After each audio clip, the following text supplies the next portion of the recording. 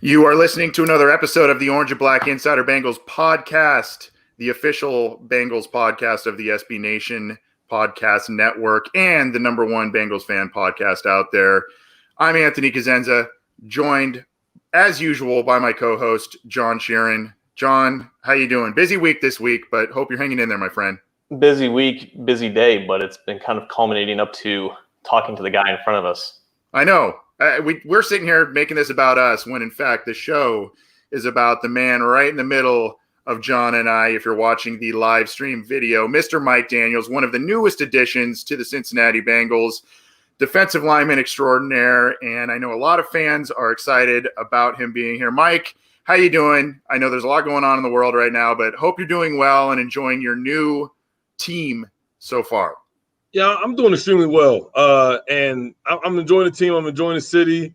I'm really glad to be here. You know what I'm saying? I'm loving it. I'm loving my entire Cincinnati experience right now. Well, that's great to hear because the Cincinnati Bengals kind of did things a little differently this year in terms of outside free agency. I don't know if you had been made aware as a player about the Bengals' reputation in maybe not diving into outside free agency, but you were one of the most, if not the most high-profile free agent they brought in a wide variety of talented players that they brought in this year. What exactly drew you to the Bengals this year, especially in a year that they seem to kind of be in a transition mode, rebuilding mode, what have you? I'd say it had to be the details to the process. You know what I'm saying? The details to their interest, I should say. I had an opportunity to speak to all the coaches, Coach Taylor, Coach Lou, and my defensive line coach, Coach Easton. They seem really excited to get me in here, and it really seems like they're moving things in the right direction. You know, Cincinnati has always been an extremely competitive franchise. I've been to 2 Super Bowls in the 80s, so to get back on some competing ground, that's always really good. And I really like Coach Taylor. I really like Coach Taylor. Mike, I think I speak for my co-host when we do these interviews, we prioritize giving the players a voice. And that's kind of where I wanted to start here. You spent the better part of the last decade living and working in Wisconsin, but the issues that are going on in that state and in Kenosha specifically, they transcend just that area. As an American and as an athlete, do you have anything you want to say about what's going on in Kenosha with the Jacob Blake situation and with the Milwaukee Bucks boycotting the playoff game? Or if not, can you say anything that you've experienced within the Bengals locker room, talking and discussing some of these issues since you've been there? Yeah, I was saying in general that if you can't, have compassion for another human being, when they're on the receiving end of an act of violence, then, that just says more about the type of person you are. And, we can't ignore the fact that, racism is very real.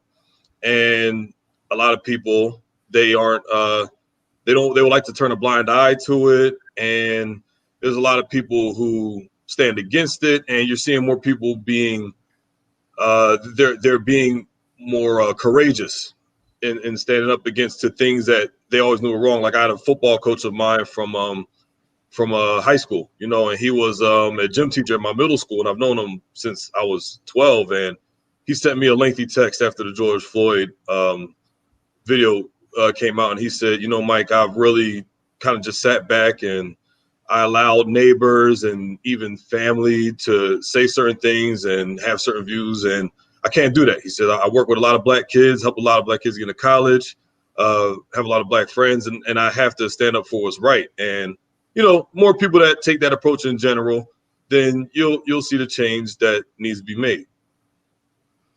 Well said by you, and thanks for sharing your thoughts on that. A lot of things happening this evening as you join us live, as my co-host mentioned. So thanks for sharing some thoughts on that, Mike. Being from the area, at least playing in the area that you played, that my co-host mentioned in Green Bay, you were also in Detroit. You came from the NFC North. You joined the Bengals. There are some similarities between the organizations. Kind of smaller market, especially Green Bay, Cincinnati. Maybe a little bit more family oriented in terms of the ownership group, that sort of thing. Is that is that something that also maybe drew you to the Bengals, just the way that they kind of run the organization, and it was kind of something maybe you were a little comfortable with in terms of culture?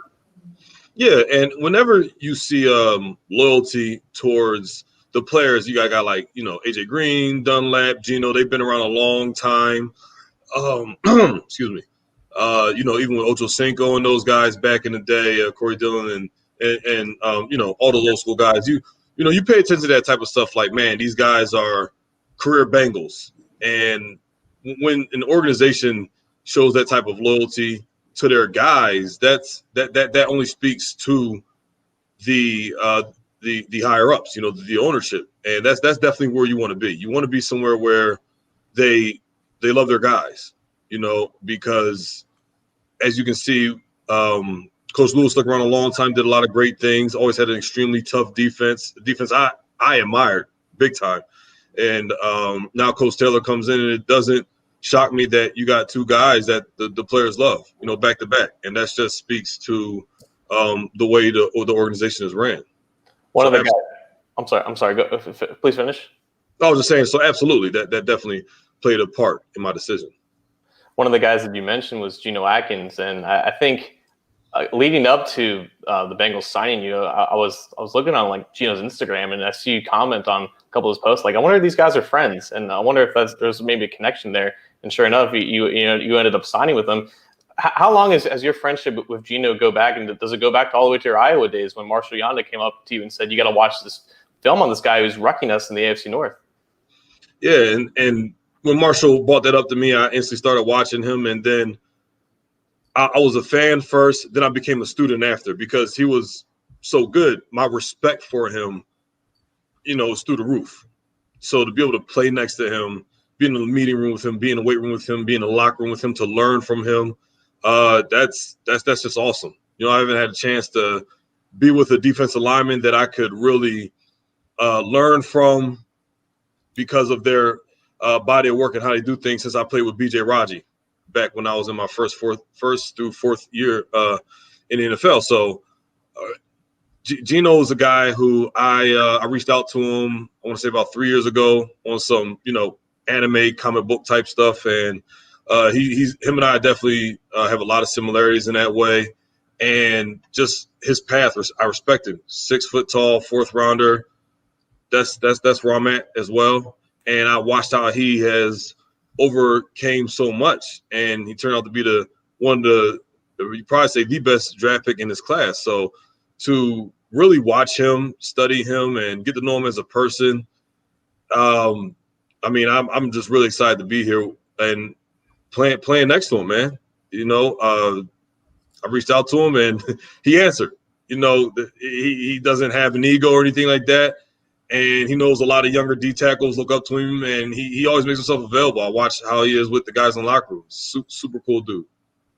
Well, you with Gino, DJ Reader, Sam Hubbard, Carlos Dunlap, that is a formidable defensive line, definitely, that the Bengals will be sporting this year. And I know a lot of fans are happy to have you in stripes. We're talking with Mike Daniels, one of the newer acquisitions and high-profile acquisitions that the Cincinnati Bengals made this 2020 offseason. He's joining us courtesy of EAG Management, his representation group. We're thankful that they let him get some of his time this week. Mike, your career has been very, very outstanding, and you made a Pro Bowl in 2017. You've been to and played in a lot of postseason games with the Packers. There's one thing, though, and I want to ask you about this, and don't get me wrong, we're going to ask you about that anime thing in just a minute, too. But okay. The one thing that sticks out to me when I look at all your stats, and they're all impressive, 1 touchdown as a rookie. It looks like it was off a fumble recovery. I want to ask you this.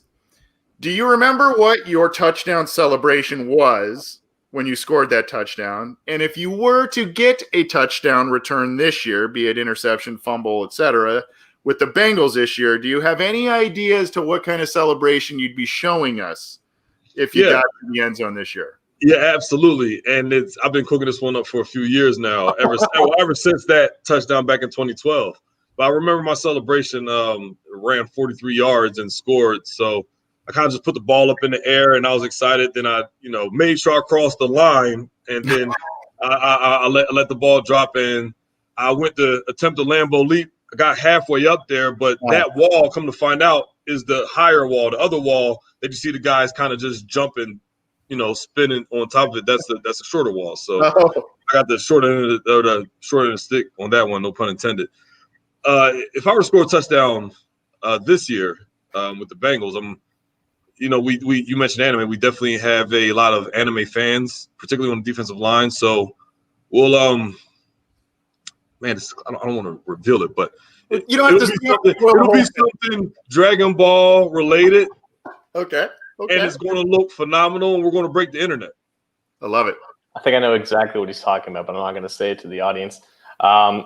In your time in Green Bay, you spent a lot of time in that Dom Capers defense, where it was a lot of odd front looks, and you were playing a lot of 5 technique and also 3 technique, which is kind of where your career took off. What was the role that I think the Bengals, pitched to you in terms of coming on, and has that role, changed with all the injuries that have happened with guys like Rennell Wren and Ryan Glasgow? Has anything changed with you since you came to Cincinnati, and what type of role do you foresee yourself having in this defense?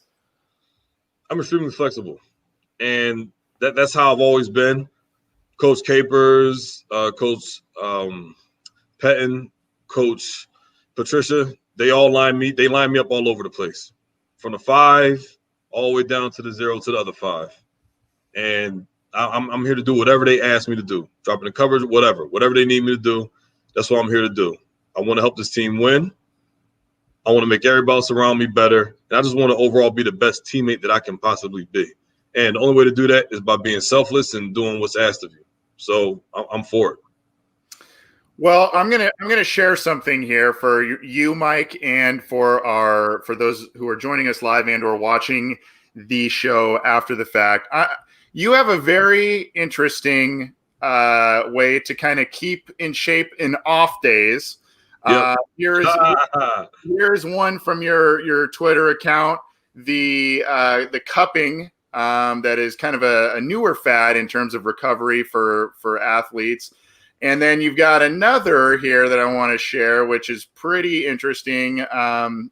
It is you, I believe this was a recent day off, working in, I don't know if it's a cold tub or a hot tub, doing some lineman drills, it looks like, while doing there. So no days off. Days off is not a day off for you. I guess talk about the respective differences in these practices and really how it helps keep your body, especially a handful of years now into the league, how it helps you keep refreshed and ready to go in the dog days of training camp. Yeah, absolutely. So the cupping and the acupuncture more so is energetic, helps your muscles let go of unnecessary tone and tension. Then I'll get into the cupping, which is funny. I remember when I saw, I think, what Olympics were those? I forget. Where Michael Phelps, everybody was making a big deal about, the massive bruises he had on his back from cupping. And I'd already been doing it for a few years before then. So it's something that's been around for a long time. I got familiar with it in my second year in the NFL, and that definitely helps let the muscles relax even more. And, it helps pull like some of the toxins out. It helps with the fascia and letting it all loosen up and everything like that. So the cupping has been really good. I'll do a little bit of laser that helps heal at a cellular level while I have the muscle and the skin raised. So that's awesome. And then the pull, that's more of me just – we all know the pull is resistance, right? Right. And the more resistance you get, the better you feel. And getting that pull, working my defensive line, hand work, my football stance, coming out of my stance, it'll just translate into the field with me being more explosive, me being looser, me having overall better flexibility.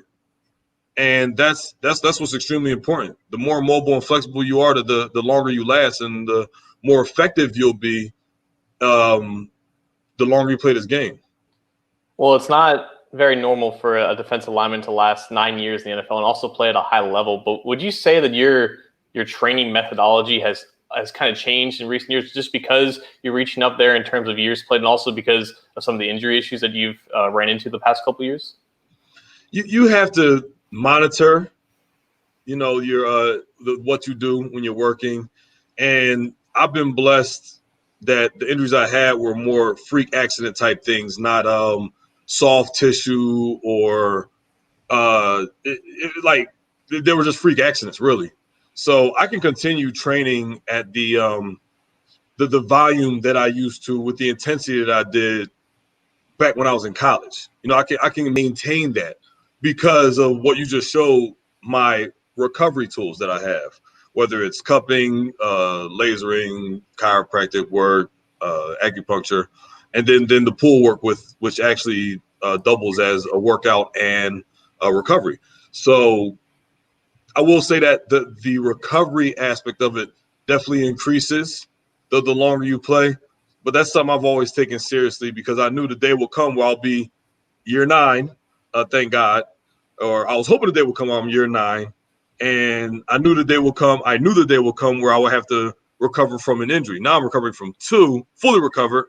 But I'm glad I've built up such good work habits with my recovery that I'm able to bounce back in the way I did.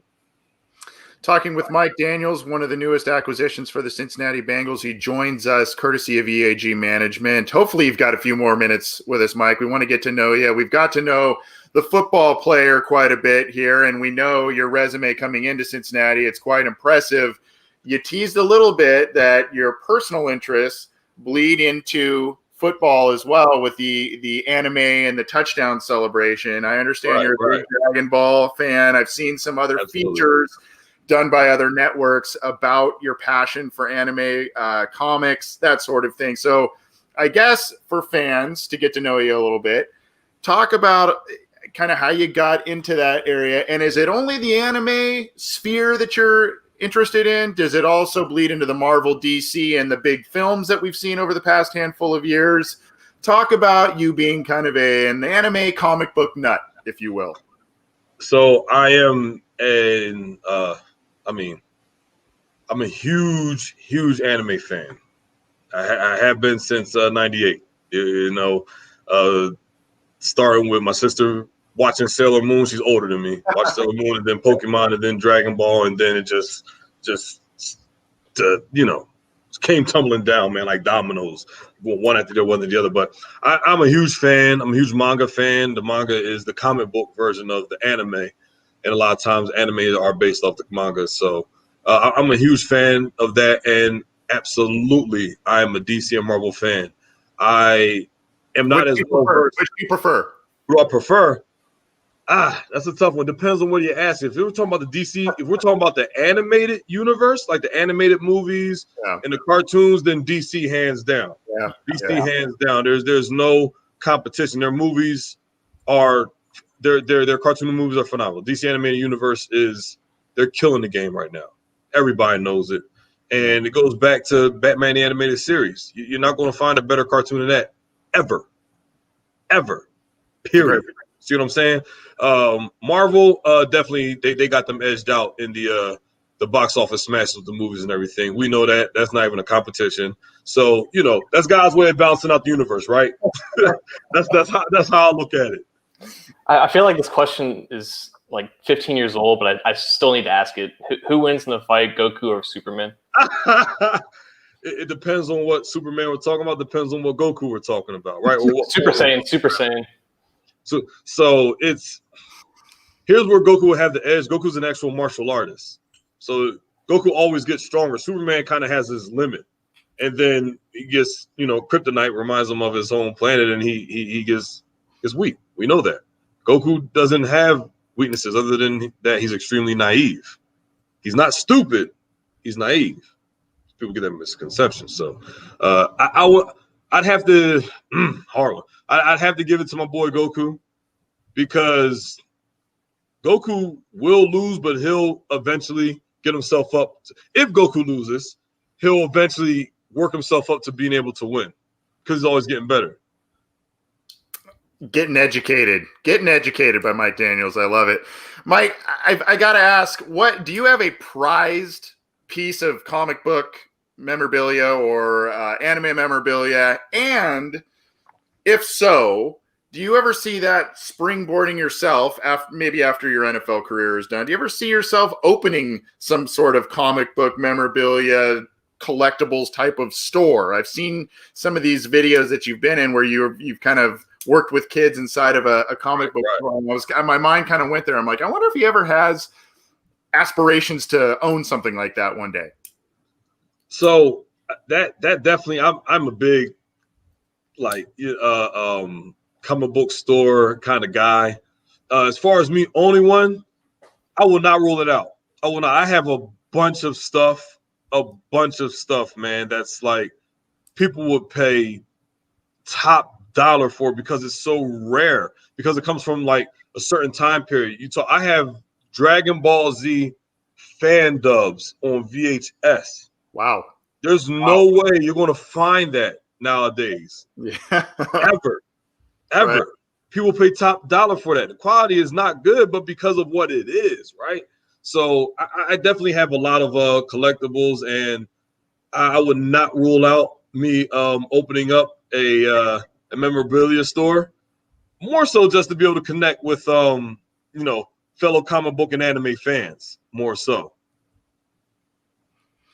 Well, I also understand, we've talked football, we've talked about your passion for anime and comic books. I also understand that you have a beautiful family. I think you have a child on the way as well. You're fifth? Is that what it is? Okay.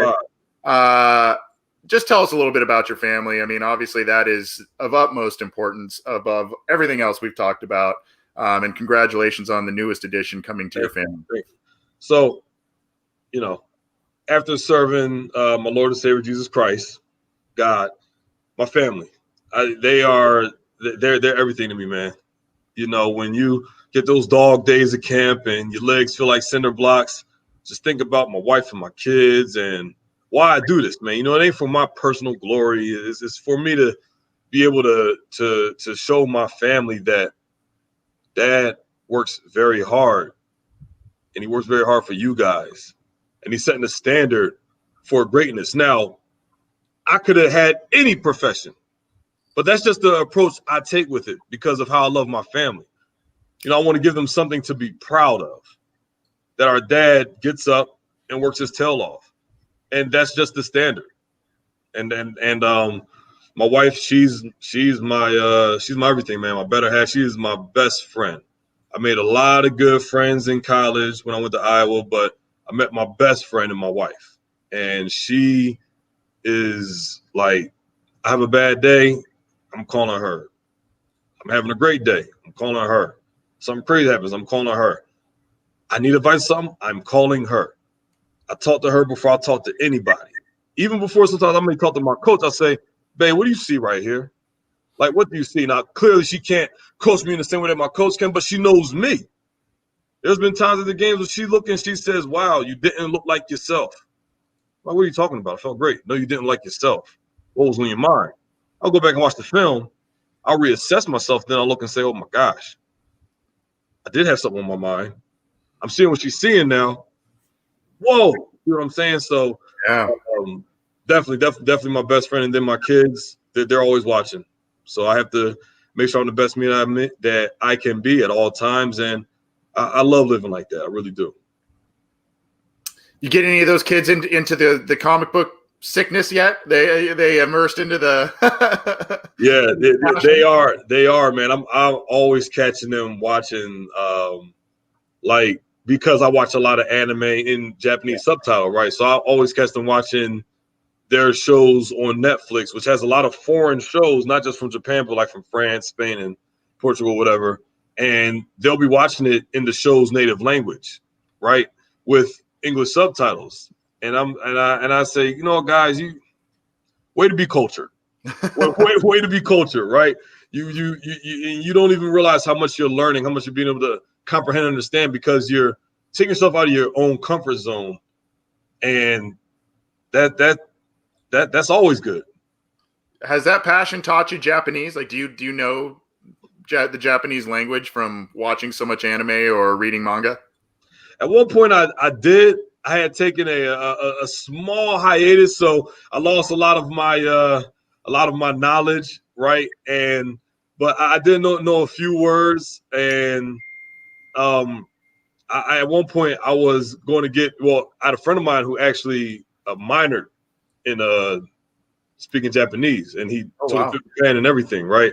So, once he did that, I kind of said, I give up. I don't know any. I'm not even going to mess with you. So, yeah, man. At one point I did, but I did get a Rosetta Stone to learn Japanese. I have to activate it so that I can. That's awesome. That's awesome. Well, we're going to get you out of here, Mike. I asked probably for about 10 or 15 minutes, and you've given us close to 30, man. So sorry we've chatted your ear off, but this has been incredibly enjoyable. Man, it's okay. John and I have spoken to Dhani Jones on this program before, and we jokingly called him the most interesting man in the world. You, my friend, might have taken that throne from him. You are an excellent interview and a great guest. We appreciate you coming on. Is there any charity or side business? I know you're working on that comic book store in the future, but is there anything else that we can help you promote before you get on out of here? Yeah, New Souls Inc. So new, then Souls, like the bottom of a sneaker, Incorporated. They're a non-profit organization based out of Camden, New Jersey, or Pensacola, New Jersey. And the cities are like right close to each other like that, right? And what they do is that they provide shoes and clothing, and at times food for families that are in need. I know they will go and drop gifts off to kids, underprivileged children during Christmas time, and they just recently had a ice cream truck just right there, and just was giving out free ice cream to everybody in the neighborhood and stuff. So they're doing some really good things. You can follow them on Instagram at New Souls Inc. Sorry, I have no idea what's going on. I put you on the spot. Yeah, right. Yep. At New Souls Inc. Very cool. And they're doing an amazing job. I'm from New Jersey. I'm from South Jersey. My father's from the city, and I really just love to see people doing the right thing and paying it forward. They've been blessed, be a blessing on the others. So I respect what they do. They're going to be my calls, my cleats this year, and definitely involved. That's awesome. Well, we will put that link in the live chats for both Facebook and YouTube viewers, as well as in a write-up we're going to do, Mike. We're going to put this interview on the front page of CincyJungle.com so that all Bengals fans can get to know you. They can watch this interview, listen to this interview, and read about some of the many interests and your beautiful family, all kinds of great things. I know great things are ahead for you for the Cincinnati Bengals this year. A welcome addition. Thanks for joining us on this program, and stay healthy. Be well this year, man. Thank you. Thank you very much. Thanks for having me. I'm looking forward to coming back. Absolutely. All right. We'd love to have you back on. Thanks. Have a good one, guys. All right. You too. The interviews just keep getting better and better, John. And it's hard to say. And I'm sorry I kept asking the last few questions there. He kept baiting me into asking these little, do you know Japanese? Did you see it? So I had to ask the last few there. But the interviews just keep getting more and more entertaining. Again, gave us close to 30 minutes. I think we asked for 10 or 15. And a really, really cool guy. His reps, they pumped him up, and rightfully so. And I said before we took the air, his reps are great people. They they were really great to work with to get Mike on the show. But great personality. And unfortunately, I just wasn't that exposed to him being a Packer and a Lion. So I didn't know all that much about him before kind of learning about him. And man, am I glad we had him on the show. I mean, you watch the top 100 from like 2016 to 2018. He's always on there because he's a top 100 player for that stretch. And he's one of the most animated interviews for that program. So like you go into an interview with a guy like that and you're thinking, okay, he's going to be pretty animated. He's going to be pretty engaging, but it doesn't make it any less enjoyable. And that was an absolute blast and a pleasure. And fortunately, everything that we hoped and expected for. Yep. And I want to thank you, John, for asking. We had a lot of fun with that interview, but I do want to thank you for asking the question that's on a lot of people's minds, and getting Mike's thoughts on the current happenings going on, which are very sobering. So thank you for asking that question, John. And I'm glad he shared a few thoughts with us on that. Yeah, and he's not the only person that does have thoughts. I mean, we had Carlos Dunlap made a statement in his press conference a few days ago about some of the issues and how he and the Bengals are handling it. So, I mean, this is stuff that happens with every player, with every team, because these guys are human beings too, and it's important that their voices may be heard or should be heard on these matters. Absolutely. And so thank you for asking that question. I'm glad that was part of the interview, a very entertaining and enjoyable interview from a really likable guy. I hope we can get him on again sometime during the season or after the fact. Great guy. I do also want to thank John. We can't tell you exactly who yet, but John helped us land another great interview that will be dropping early next week. So he helped coordinate that. So it is someone associated with the Bengals. That's about as big of a hint as we can give you at this point, I guess. So we will be dropping that one. So you're getting interview after interview after interview with those associated with the Bengals. We hope you enjoy it. And if you do enjoy this show, you could subscribe. There is if you're watching YouTube, there's an orange and black inside, a little icon right underneath John's left shoulder, I think. And so you can click that and subscribe to our YouTube channel. You can also check everything out on the Cincy Jungle Facebook page, or if you're more of an audiophile, you can get the show on iTunes, Stitcher, Spotify, Google Play, Megaphone, iHeartRadio, and really wherever you get your audio forms of podcasts. We're there. So download it. Leave us a rating. If you like our show too, leave us a rating. We love good ratings, but if you hate us, I mean, whatever. But try and leave us a good rating if you like it. And we appreciate all of the support you continue to show this program. John, you wanted to talk about, and I think we both wanted to talk about, the Mackenzie Alexander situation. You have been covering that for CincyJungle.com. So why don't you kind of, if you don't mind, catch us up on all the recent happenings with Mackenzie Alexander, a very sad and kind of a story that's taking a lot of turns. It truly is, and I guess people want to coin it as classic 2020 at this point. But I mean, this is a very serious situation. Monday afternoon, it was believed that Mackenzie Alexander's father had gone missing in Okeechobee, Florida, which is near the South Florida, Miami region. And so Mackenzie flew down to Florida to help search for his father.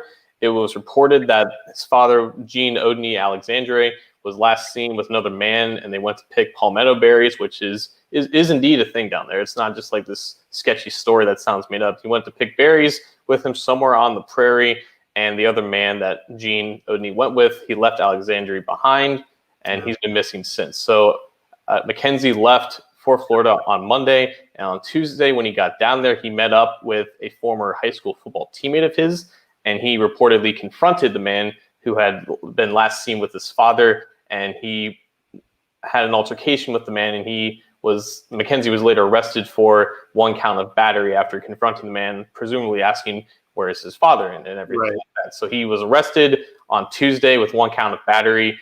He had a hearing upon getting released from prison with his two lawyers on Tuesday. And actually about 20 minutes ago, he was officially released on a $2,000 bond, I think according to Hillary Lake of WCPO, ABC affiliate of Cincinnati. So Mackenzie right now is out of jail. He's still searching for his father, who's still missing, going on 2 days now. And that's pretty much where the situation is.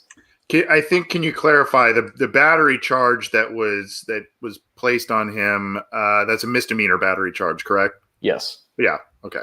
So look, there's a lot here. The overarching thing to know is that the guy's father is missing. They don't know where he is.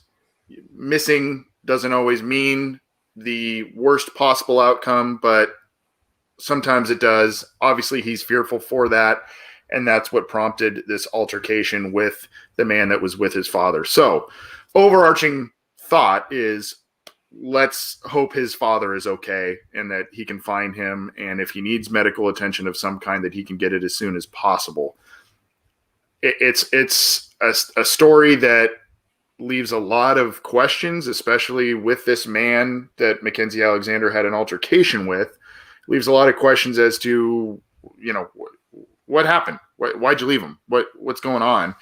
Not a lot of answers to this point, and unfortunately, Mackenzie Alexander, who is not only a victim of something potentially bad happening to his father, is now in a little bit of legal hot water. John, what do you think? I mean, I don't even know if there's some sort of precedent to something like this. I mean, do you foresee a suspension? Do you foresee I mean, I know that's so secondary to the primary issue, but I mean, from a Bengals standpoint, a guy that they are relying on this year, especially with Trey Waynes being hurt, I don't know. I mean, is this a guy that we should expect to miss time, be it by suspension or maybe continuing to be with his family?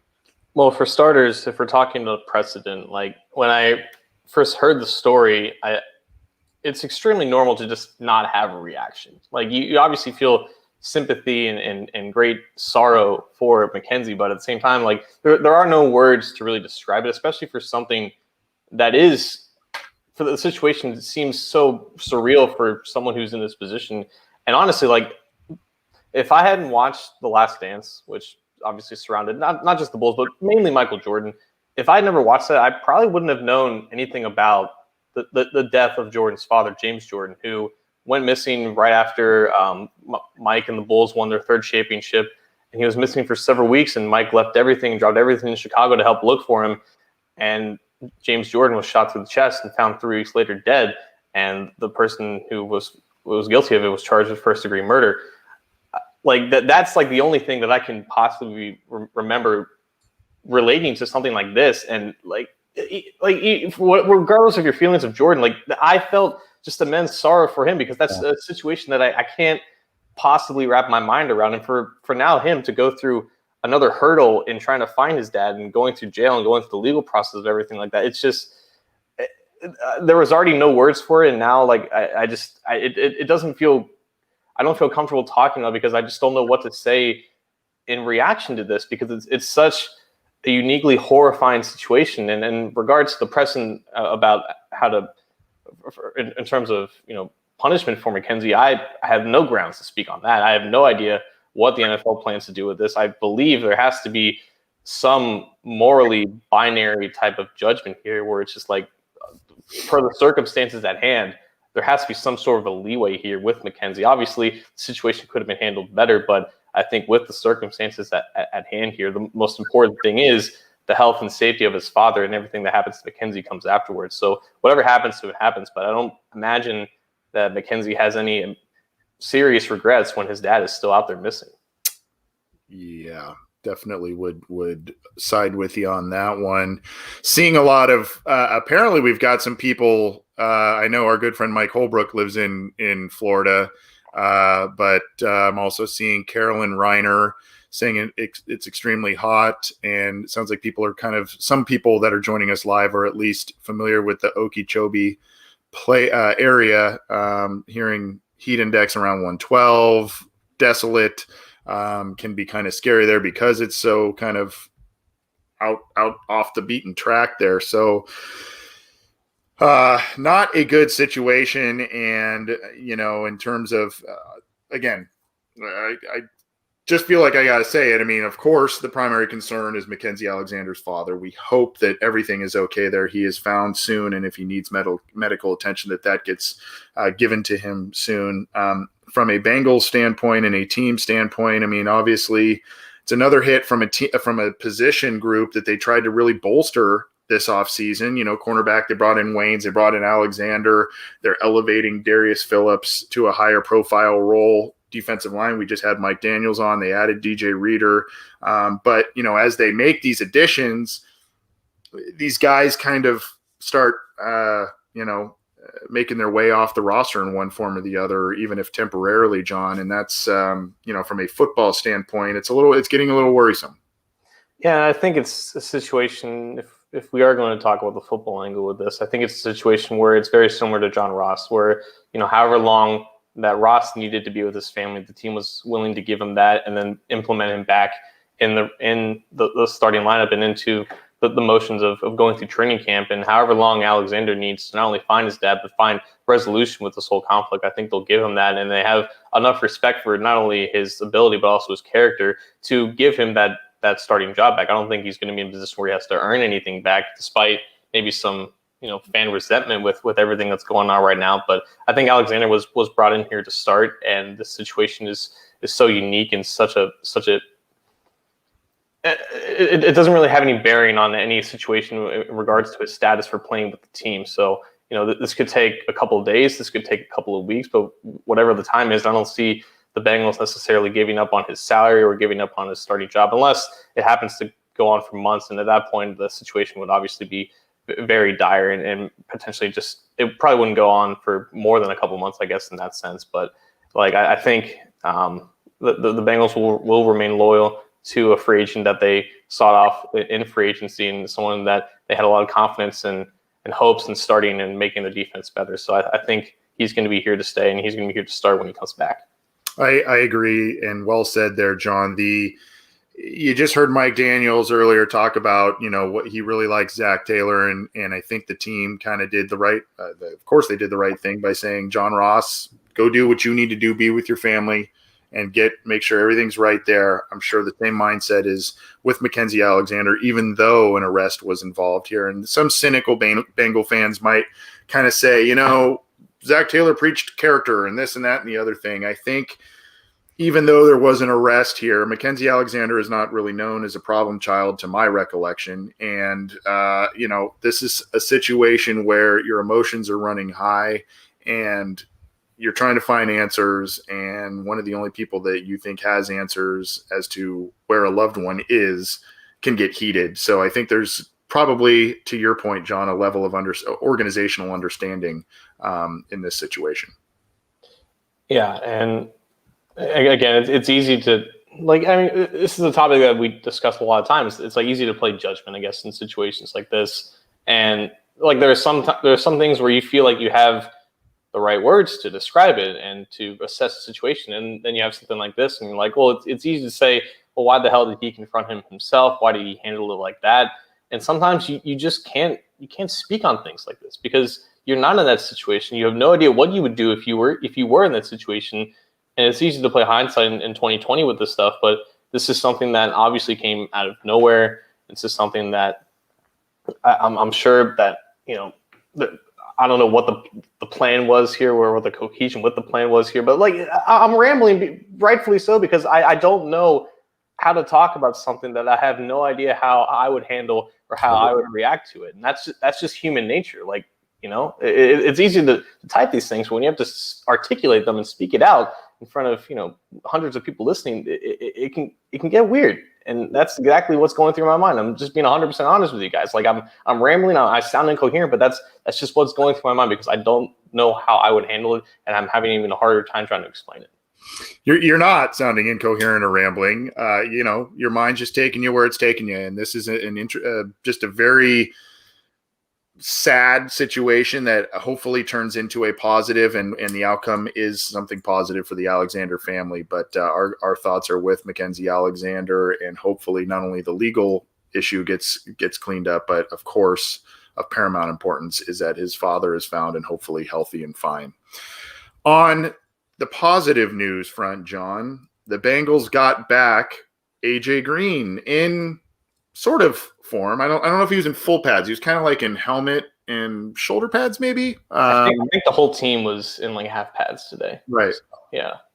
Right. So good sign, especially for those of us that waited for that image to come to fruition again throughout training camp after his ankle injury last year, and just never returned. So, again, the cynical Bengal fans were maybe sitting there saying, oh, AJ Green injured yet again, but he's back, John, and he is working. I would say probably the workload until the opener would be limited at best. I think Jeff Hobson said it best, where he was participating in individual drills today, and that was only going to be what he did. He was not a part of teamwork. I think it was still Auden Tate having his spot as the number one receiver in the ones in the starting offense, and it was Hobson saying yeah, you know what, he'll just show up on September 13th in the parking lot, and he'll be ready to work then. But I think the plan is for him to take at least some snaps during the team's second scrimmage this upcoming Sunday. What he does before then and after then, I think remains to be seen. But the important thing is that he is healthy enough to practice. And if there's anybody that we should be confident enough to say that they are healthy enough to practice when they do practice, it's AJ Green, because no one has been more cognizant of taking care of their body and making sure that their body is right than number 18 for the Bengals. The wide receiver group without AJ Green has been looking pretty promising so far in camp. So obviously having their all-world receiver back, even though he's a guy who's missed considerable time over the past 3 seasons, it's a good thing to have him back, even if it's limited and even if it will be limited going forward. You mentioned that Auden Tate is kind of taking his place in the lineup as it is.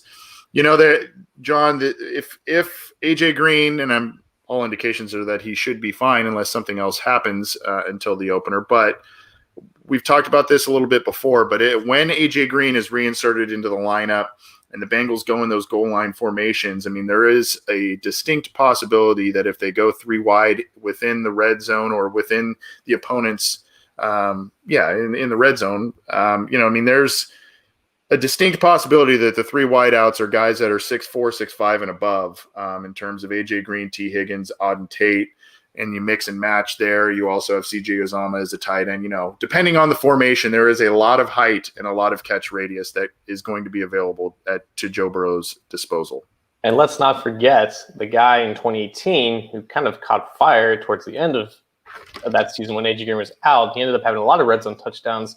He was 5'11" in John Ross, who we should also probably talk about because he was back with the number ones in terms of practicing the team drills for, I think, the second practice in a row. But he also, I guess, gave fans a slight scare when he was going after a deep ball and he landed awkwardly. And he landed on his left arm, I think, specifically. And the trainers were looking at him, potentially with a shoulder, maybe a wrist type of deal. The important thing is he was not sent back to the locker room. He was looked over by trainers on the sideline.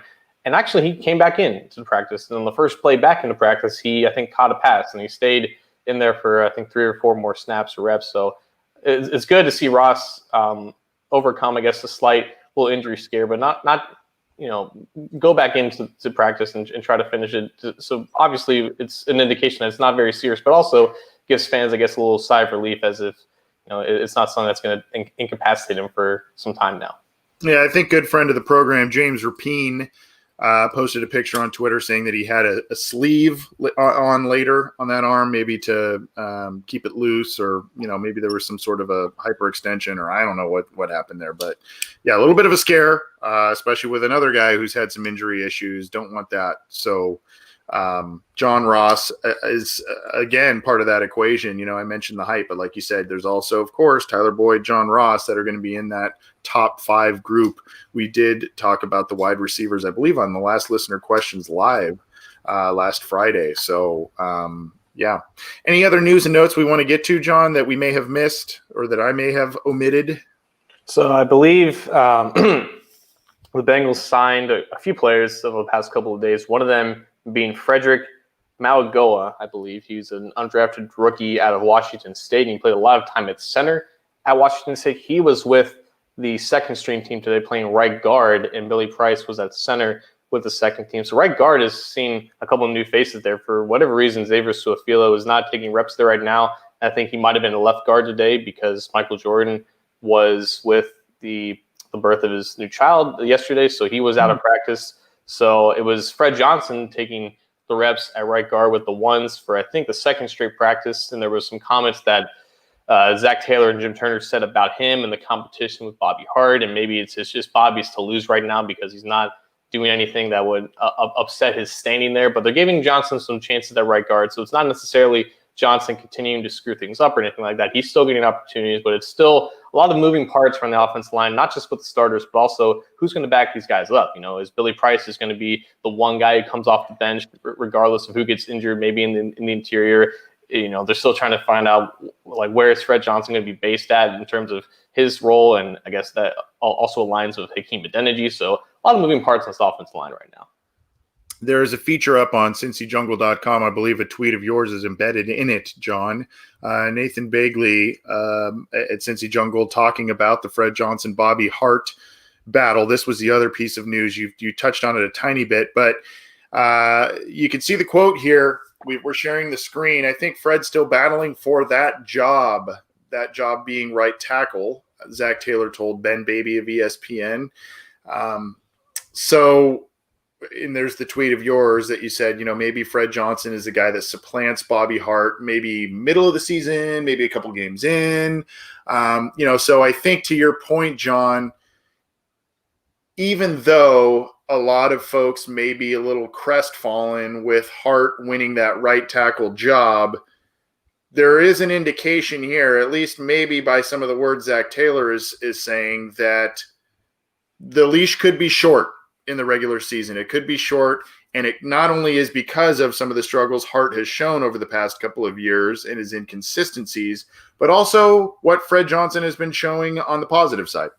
Right. And I know everyone is dogging Bobby Hart, and rightfully so, for a multitude of reasons, but the signs have been positive for Hart now, but again, this is training camp, and usually there's a lot of fluff going on anyway. So when the pads are put on for real and the jerseys are put on and he's facing Joey Bosa and Myles Garrett back-to-back weeks in the span of 4 days, then we'll get a real evaluation of whether Bobby Hart has really turned it around. And at that point, the leash could definitely be short for a guy like Fred Johnson to take over, because at the end of the day, if they're in a position where one of these offensive linemen is continuing to allow pressures on the new franchise quarterback, that is an even bigger reason than years past to make swift and moving changes on the offensive line, because now you have an investment in there that you are investing the next 10 to 15 years in, and you don't want that to start off on the wrong foot in the first 2 weeks.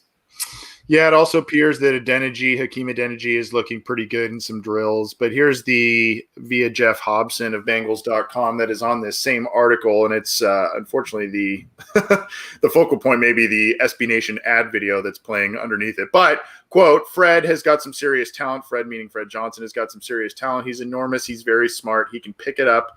Is he our best right tackle? No, but he's getting experience playing a lot against the ones. He's improving. That's a quote from Jim Turner via Bengals.com. So, as